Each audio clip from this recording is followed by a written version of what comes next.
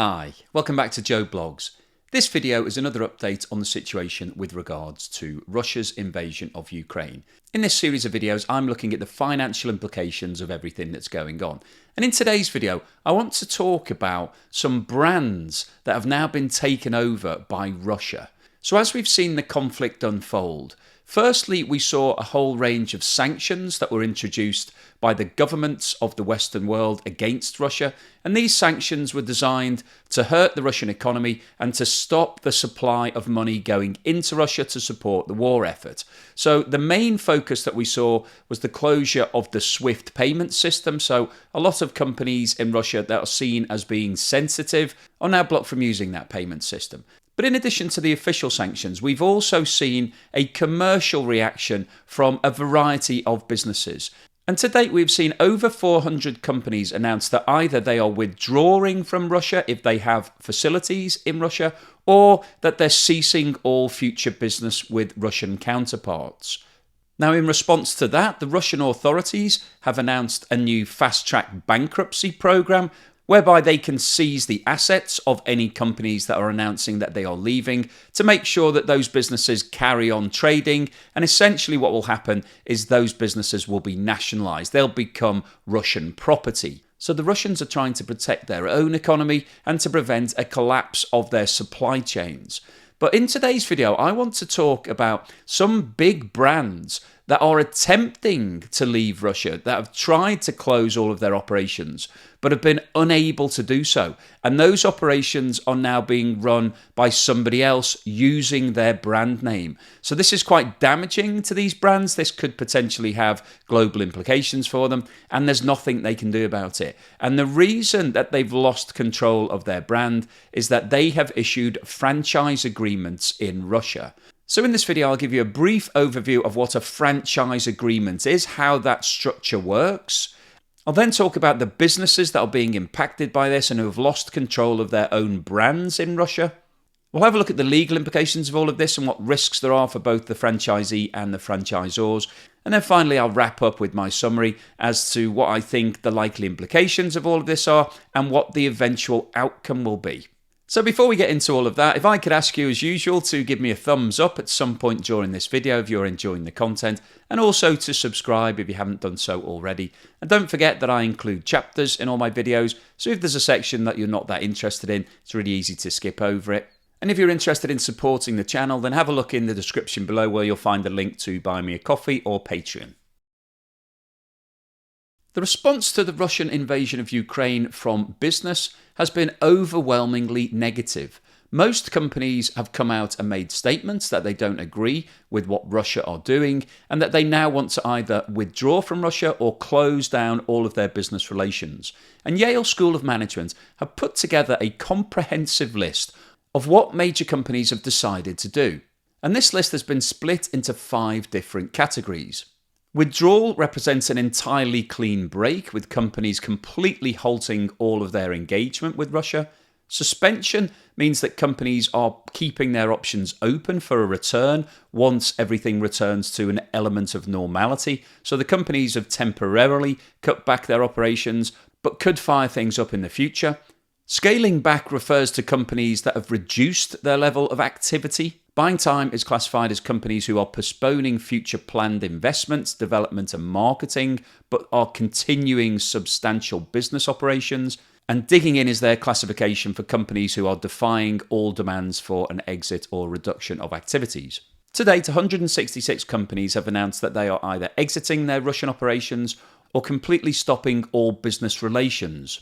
Not surprisingly, the largest category is suspension, and these are companies that have currently stopped all of their operations, but have not stipulated that they are completely exiting from Russia and may consider going back at some point in the future. 28 companies have scaled back their operations, so these are businesses that are still operating to some extent in Russia. 54 companies are buying time, so they've announced that they won't be making any new investments or new developments, but they are carrying on trading in Russia right now. And 33 companies are carrying on as normal, as if nothing has happened. So that's the comprehensive list of companies provided by Yale. However, I wanted to add an additional category to that list. And these are the companies that have announced that they are exiting from Russia and they intended to close down all of their operations, but have been unable to do so. And the reason that they've been unable to do so is that they have franchise agreements in Russia, and therefore there's a legal contract in place which allows somebody else to utilize their brand within Russia. The traditional concept of a business assumes that everything is 100% owned. So if you decide to open a burger restaurant, you'll find a location for your restaurant, you'll buy all of the equipment, you'll hire in some staff, you buy in some stock, and then you start cooking burgers and selling them to the general public. And you own 100% of your business. If you then decide that you want to open another burger restaurant, you then have to find another location. You have to pay for that location, so either you buy it or you sign a long-term lease, which is expensive. You then have to buy more equipment, so you're having to pay for all of that. Then you have to find some more staff and pay for those, and then you have to buy more stock. And you have to pay for all of those things before you start trading.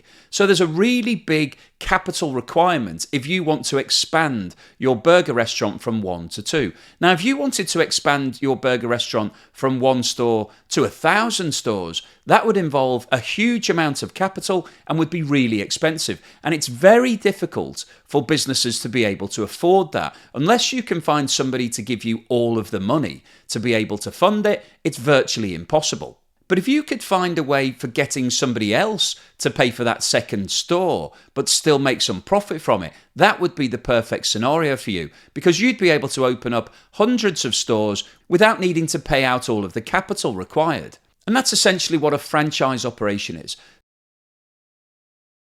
Franchising is a concept whereby you establish a brand and a particular look and a particular supply chain for your business. And then you sell that concept to other people who want a ready-made business.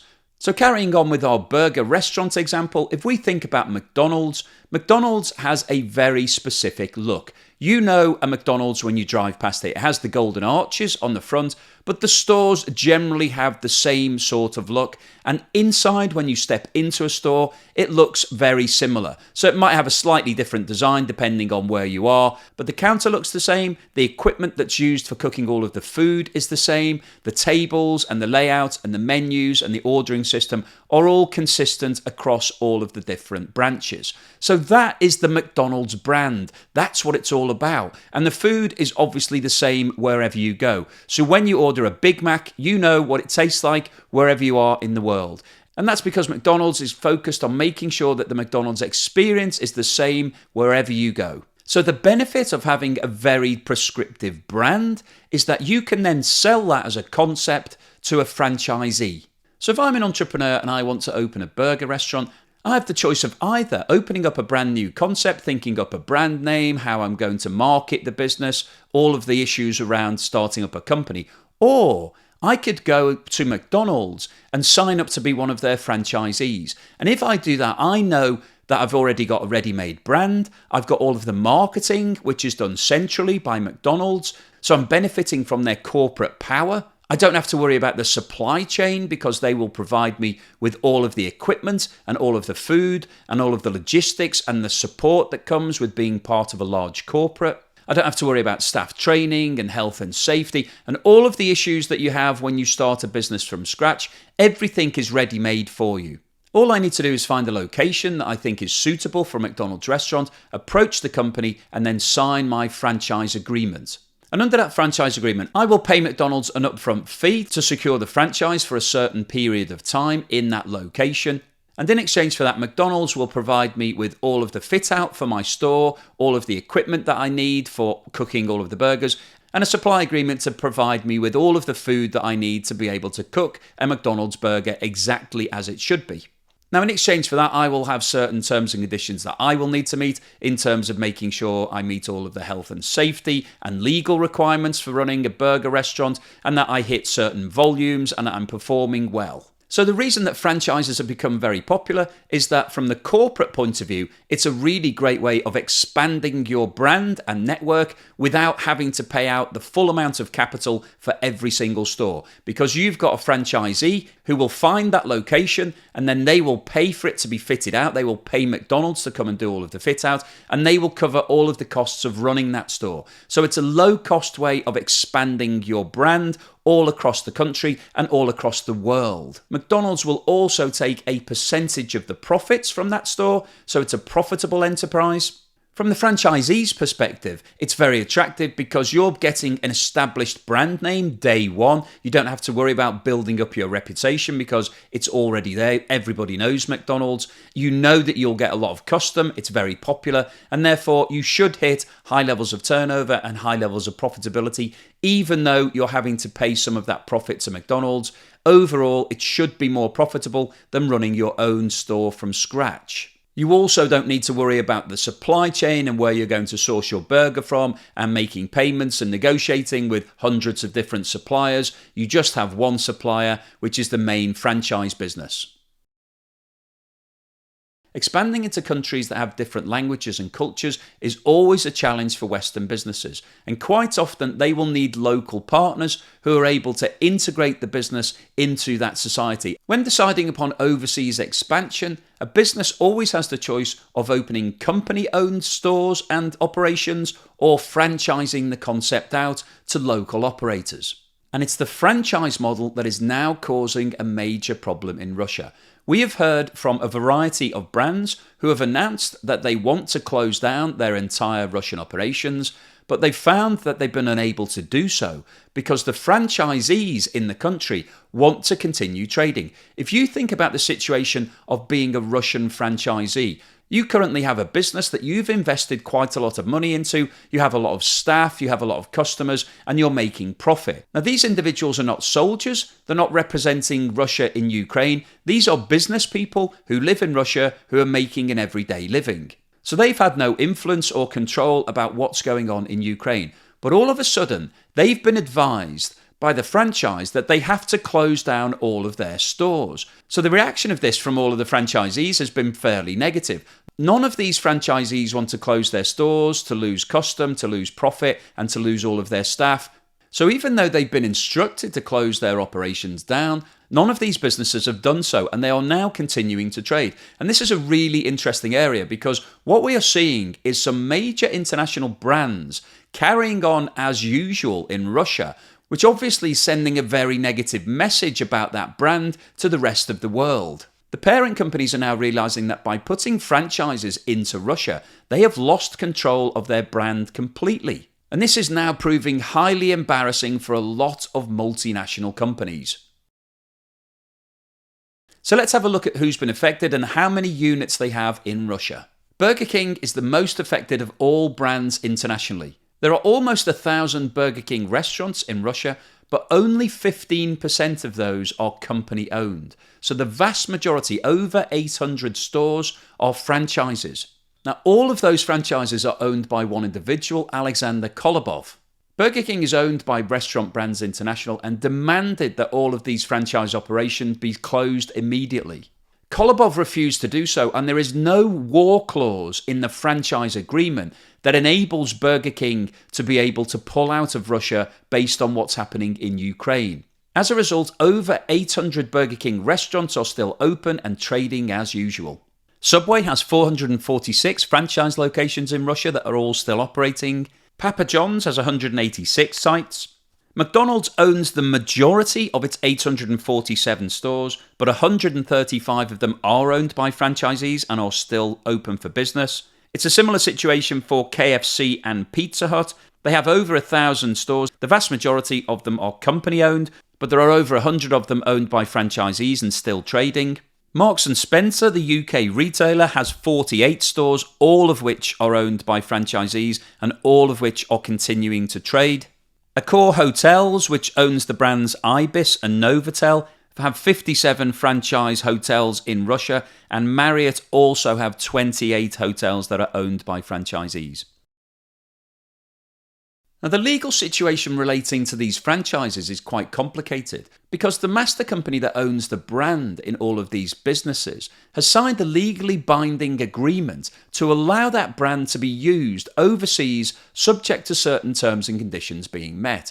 The franchisees in Russia have not actually breached the terms of any of these contracts. There is no war clausing that enables the top company to withdraw the brand in the event of Russia declaring war on anybody. So there isn't really a reason for the top company to be able to force the franchisee to stop trading. In the majority of situations that we've talked about, Russia represents a relatively small part of the global business for most Western companies.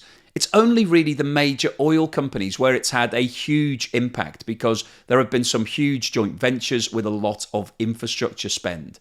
But for the majority of companies, it's maybe 1 or 2% of their global sales are represented from Russia. So that's relatively manageable for most businesses to be able to cope with that drop in profitability. But if you're a company that owns 800 Burger King restaurants in Russia, and that is your only business, and everybody who works for that company, that's their main form of employment, so that's their livelihood, it's a big ask for that company to shut down its entire operations because Burger King has now decided it doesn't want you to use its brand because you haven't breached any of your terms and conditions. And essentially, you're going to be 100% out of business. You don't have any other global income that you can look to. You can't offset all the income from the rest of the world against the loss of your Russian business if 100% of your business is in Russia. So you can see the conundrum for the franchisees. They're being put out of business because of what's happening in Ukraine, and it's no fault of their own.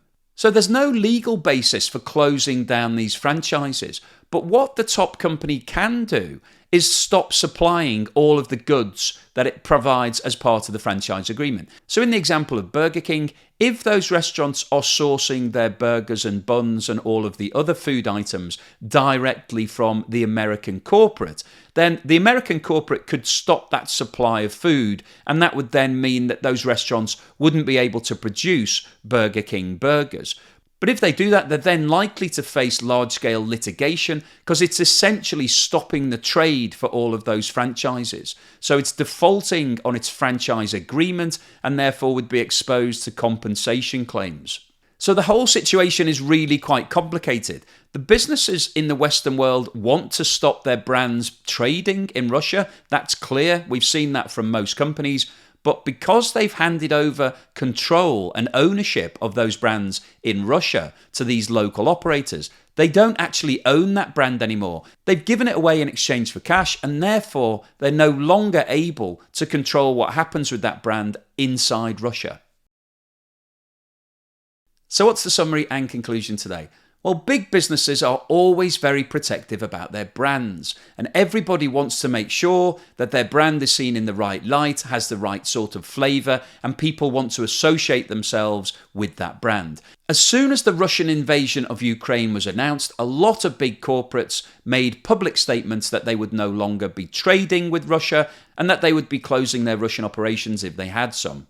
Now, unfortunately, the brands that we've talked about in this video have been unable to do that because they gave away control of their own brand to local franchisees in Russia. So in the past, when they were deciding about what was the right way forward in terms of how to expand in Russia, they all decided that the easiest option was to sell the brand to a local entrepreneur and let that entrepreneur build out the network and build out the brand in Russia, and that they could sit back and take the profit from that. Now, unfortunately, that's come back to bite them. Because they don't own that brand, it means that they have no control over what happens in the event of a situation like this. So whilst the rest of the corporate world has taken a step back and disassociated itself with Russia, these brands have been unable to do so and have been left in a horribly embarrassing situation.